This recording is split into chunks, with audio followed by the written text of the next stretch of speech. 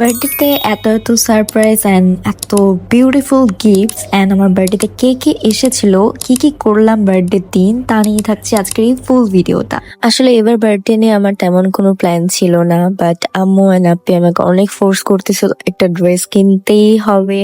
তারপর আমাকে ওরা নিয়ে বের হয়, মানে বার্থডের আগের দিন আমরা ধানমন্ডির দিকে যাই। তারপর দেন শপিং শেষ করে আমরা তাবাকে বসি, একটু তাবাকে বসে আমরা একটু টাইম স্পেন্ড করি আর কি একটু। দেন বাসায় যাই। বাসায় যাওয়ার কিছুক্ষণ পরেই দেখি আমার একটা ফ্রেন্ড আসছে, and I was really surprised and it was totally unexpected. মানে ও আসবে তো আবার বার্থডে আগের দিন। Thank you so much Shifa. And ও সবসময় আমার বার্থডেতে কেক, গিফটস এগুলো আনবে। এবার বার্থডে দিন আসতে পারিনি, বাট বার্থডে আগের দিনও অ্যাডভান্স বার্থডে আমার করে ফেলছে। কেক কাটলাম এন্ড দেন আমি নিজেই খেলাম। এন্ড আমার একটা স্পেশাল গিফট হচ্ছে আমার পিম্পল কপাল। এন্ড দেন খাওয়া দাওয়া করি, এরপর শেষ। এরপর রাত 12টা আমি জাস্ট শাওয়ার নিয়ে বের হই। এন্ড দেন এটা আমার জন্য আরো বড় একটা সারপ্রাইজ ছিল। আম্মু বাবা আপনি মিলে কেকটা আনে আমার জন্য রাত 12টা। এন্ড এত কিউট এই কেকটা, এত বেশি মজা ছিল কেকটা।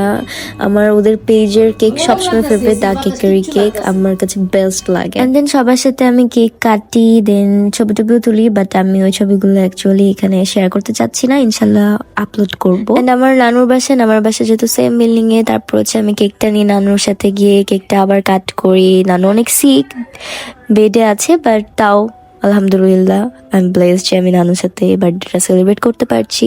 দেন নানু আমাকে আবার গিফটসও দেয়, আলহামদুলিল্লাহ I am so happy. And then রাত শেষ, এরপর সকাল হলো। সকালবেলা বের হয়ে গেলাম মেলার জন্য। মেলা মানে কচি কাচের মেলা। আমি যাব ক্লাস নিতে, এন্ড আমাদের সামনে একটা প্রোগ্রামও আছে। এন্ড এখানে আমার স্টুডেন্টরা আমাকে অনেক কিউট করে উইশ করে। Thank you. অলসো এখানে আমার টিচার ইলমাপু ছিল, এন্ড ওর সাথে অনেক মজা টজা করতেছিলাম, এটা ওটা বলতেছিলাম। এন্ড এই তো নিতু আপু, এটা আমাদের গানের টিচার মেলার। এই তো আর কি। তারপর নিতু আপু আমাকে বলতেছে যে এই নাও তোমার জন্য এটা বার্থডে স্পেশাল, যা তুমি এটা খাও। এরপর একটু ওদেরকে নাচ করাই, দেন আমি একটু বসেছিলাম। এরপর ইলমাপু আমাকে কেক দিয়ে সারপ্রাইজ করে। And please ignore my face. আমার আমি সকালবেলা ঘুম থেকে উঠে জাস্ট বের হয়ে গেছি। এন্ড আমার সকালবেলা কেমন যেন মাথা অনেক বেশি ব্যথা ছিল, আর কপালে তো একটা আছেই পিম্পল। যাই হোক, আমি অনেক খুশি হয়ে গেছি। এন্ড কেকের মধ্যে কি কিউট করে লেখা, আমি এটা দেখে অনেক হ্যাপি হয়েছে। আমার অনেক ভালো লাগছে, কেন আমার অনেক খুশি লাগতেছিল। তো ভেবেছিলাম স্টুডেন্টদেরকে নিয়েই কাটবো, বাট ওরা অনেকে চলে গিয়েছিল, তাই আমরাই কাটলাম।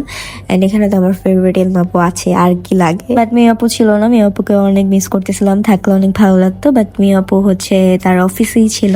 এরপর কেক কাটলাম আমরা, তারপর ছবি টবি তুললাম। দেন আমি বাসার জন্য রওনা হয়ে গেলাম। বাসায় গিয়ে তারপর ফ্রেশ হয়ে আমি রেডি হয়ে, আমার আসলে বের হতে ইচ্ছা করতেছিল না, বাট তাও রেডি হলাম সুন্দর করে সাজুগুজু করে। তারপর একটু আমি রিলস মেক করতেছিলাম, ট্রানজিশন ভিডিও মেক করতেছিলাম।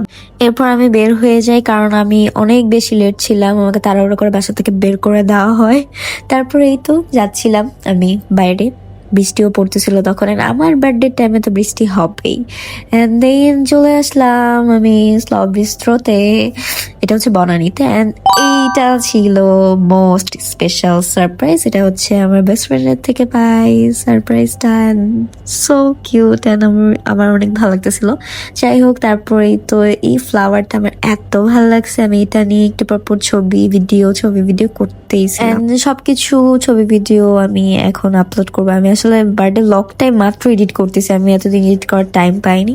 দেন আমরা ফুড অর্ডার করার পর আমাদের কিছুক্ষণের মধ্যেই চলে আসে। আমরা খাওয়া দাওয়া করে আবার আমি আমার ফটো সেশন স্টার্ট করে দিই। এন্ড স্লব বিস্ট্রোর অ্যাম্বিয়েন্সটা এত ভালো লেগেছে আমার কাছে। আজকাল তো সব রেস্টুরেন্ট দেখা যাচ্ছে সব এক থিমে করা হয়, বাট এটা একদমই অন্যরকম ছিল, অনেক ভালো ছিল, সুন্দর ছিল। এরপর এখান থেকে বাইরে যে জায়গাটা ছিল ওটাও অনেক সুন্দর ছিল, এখানেও আমি পিকচার তুলতে নিয়েছি, বাট ওখানে পিকচার তুলে নিষেধ ছিল। দেন আমি কফি খাবো না, এটা কি করে হয়। দেন কফি খেতে যাই। এরপর আমি বাসায় গিয়ে একটা অদ্ভুত সারপ্রাইজ ছিল। আমি না সবসময় সব সারপ্রাইজ গেস করে ফেলতে পারি, বাট এবারও গেস করতেছিলাম যে আমার জন্য কিছু একটা হচ্ছে, বাট এখানে যে এলমা আপু, মিম আপু, সিথি আপু, সাইবা, আমার সব প্রিয় প্রিয় মানুষ থাকবে, রনক, এরা যে থাকবে আমি এটা সত্যি ভাবতে পারি না। And এই সারপ্রাইজটা আমার কাছে বেস্ট ছিল সত্যি কথা বলতে। অ্যান্ড ডেকোরেশনটা এত সুন্দর করে করেছে রনক অ্যান্ড ওরা সবাই মিলে, সত্যি কথা বলতে আমি অনেক হ্যাপি ছিলাম। অ্যান্ড আমার মানে অনেক কান্না পাচ্ছিল, বাট হচ্ছে আমি নিজেকে অনেক হ্যাপি রাখতেছিলাম যে আসলে খুবই ভালো লাগতেছিল যে আমি আসলে সত্যি এটা এক্সপেক্ট করি নাই। অ্যান্ড আমার ফেস দেখে বুঝতে যাচ্ছে যে আমি কতটা হ্যাপি ছিলাম, কারণ এখানে সব আমার প্রিয় প্রিয় মানুষগুলো, আলহামদুলিল্লাহ আই এম সো ব্লেসড। আসলে আমি হচ্ছে বাইরে থেকে পুরা হুট করে চলে আসি অ্যান্ড ওরাও প্রিপেয়ার ছিল না, যার জন্য রনক অন টাইমে ছিল না।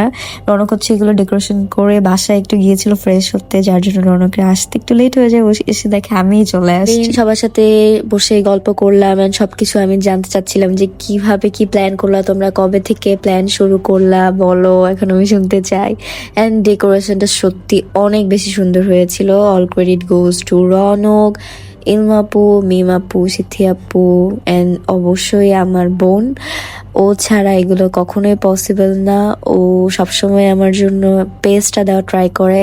ওকে দিয়ে আমার হচ্ছে মানে আমার বার্থডে সব প্ল্যান গুলো হয়। হ্যাপি হচ্ছে ক্যামেরা শাই, ক্যামেরার সামনে অত আসে না, যার জন্য ওকে আমি ব্লার করে দিচ্ছি। আমি এখানে কত হ্যাপি, আমি আমার সব এখানে ফেভারিট পিপলরা আমার আছে, সব আমার কাছের মানুষ। অ্যান্ড হচ্ছে আমি মানে সত্যি এটা খুবই আনএক্সপেক্টেড একটা সারপ্রাইজ ছিল। এই তো আমার বেস্ট ফ্রেন্ড রনক, ইলমা আপু, সাইবা, রুতমি আপু, চাচি, আপি, মিম আপু, সিথি আপু, ওয়ালিদ ভাইয়া, আন্টি, আম্মু সবাই ছিল এখানে। এরপর সবাইকে কেক খাওয়ায়, তারপর হচ্ছে ছবি টবি তুলে আমরা আবার গল্প করতে বসে যাই সবাই মিলে, আবার এটা সেটা ওগুলা বলতেছিলাম এন্ড মজা করতেছিলাম। তারপর হচ্ছে সবাই ডিনার করতে বসে যায় সবার সাথে, আমি ওখানে আবার কথা বলতেছিলাম। দেন ডিনার শেষে সবাই আবার ড্রয়িং রুমে বসে কথাবার্তা বলে।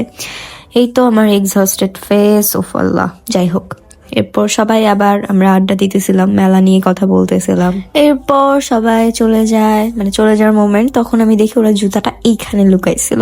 যাই হোক সবাই চলে যায়। তারপর হচ্ছে আমি আমার ডেকোরেশনের প্রতি তো অবসেস ছিলাম, তাই ডেকোরেশনের বারবার ছবি তুলতেছিলাম নিজেও। এন্ড বার্থডে সারপ্রাইজের শেষ নাই, এটা হচ্ছে তারপর মানে 12টা বাজার ঠিক 10 মিনিট আগে চাচা চাচি, রুতমি আপু, রাদিফ, আম্মু, বাবা, আপ্পি সবাই মিলে কেকটা নিয়ে ঢুকে। আমি তো লাইক আমার বার্থডেতে 6টা কেক কাটা হলো। Happy birthday to you.